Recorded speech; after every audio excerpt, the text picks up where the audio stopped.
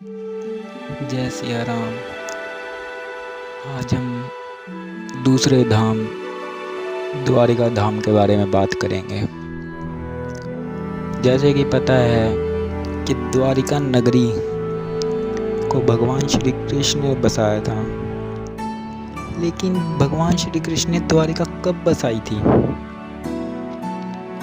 जब कंस की मृत्यु के बाद कंस का वध किया था भगवान श्री कृष्ण ने, तो जरासंध ने मथुरा पे आक्रमण किया था।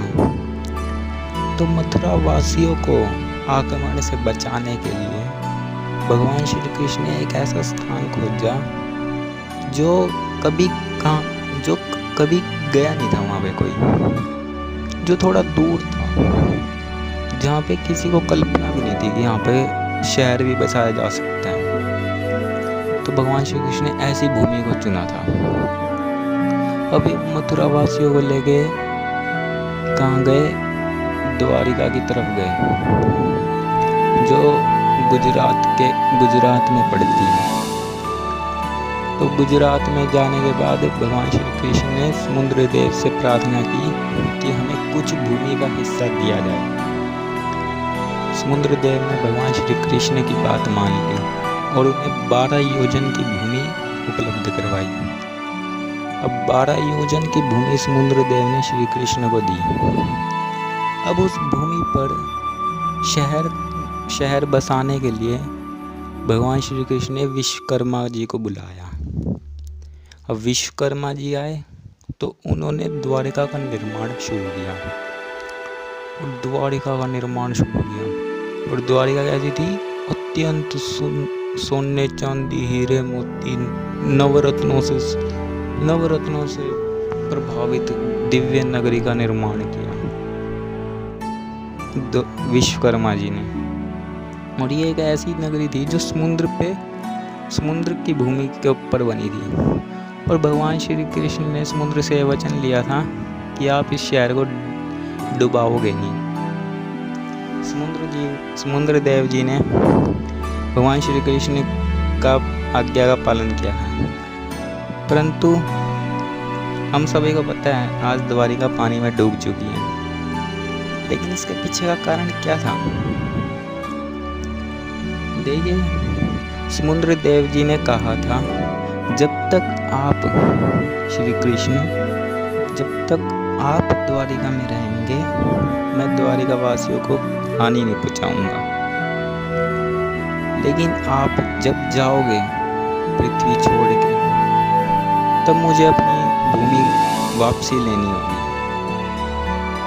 तो भगवान श्री कृष्ण ने समुद्र देव जी की बात मान ली। तो भगवान श्री कृष्ण पृथ्वी छोड़ के अपने धाम गोलोक को गए।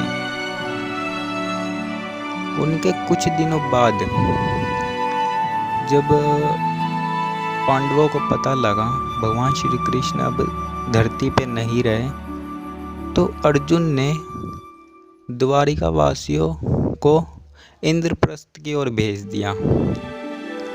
इंद्रप्रस्थ ले गए अपने साथ। अब पूरी द्वारिका में कोई नहीं रहा। कुछ यादव आपस में लड़के मर गए थे और कुछ द्वारिका वासियों को इंद्रप्रस्थ की ओर भेज दिया गया था। अब पूरी द्वारिका बिल्कुल खाली हो चुकी थी। अब समुद्र देव जी ने भी कहा था जब तक आप रहेंगे तब तक मैं कुछ नहीं हानि पहुंचाऊंगा। अब समुद्र देव आगे बढ़े और अपनी भूमि को वापसी लेना शुरू किया। अब धीरे धीरे सारी भूमि समुद्र वापसी लेता जा रहा था। सभी घर महल, सभी जैसे सुनामी वगैरह सब समुद्र ने डुबा दिया। पूरी द्वारिका समुद्र ने डुबा दिया। वो बड़ा वैसा दृश्य भयानक सा था। बड़ा तूफान वगैरह आया हुआ था, बिजलियां कड़क रही थी। पूरे समुद्र के लहरों ने पूरी द्वारिका डुबा दी।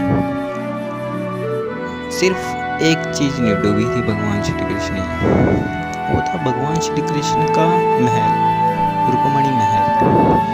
अब रुक्मणी साक्षात लक्ष्मी रूप है। अब लक्ष्मी तो समुद्र देव की बेटी समान थी। इस कारण समुद्र देव जी ने रुक्मणी महल को छोड़कर बाकी सारी भूमि, बाकी सारे महल डुबो दिए थे। तो ये बड़ा पवित्र धाम है द्वारिका धाम। यहाँ भगवान श्री कृष्ण को महसूस किया जाता है आज भी। हालांकि ये नगरी डूब चुकी है, लेकिन गुजरात में पड़ती है द्वारिका का कुछ हिस्सा जो आज भी है।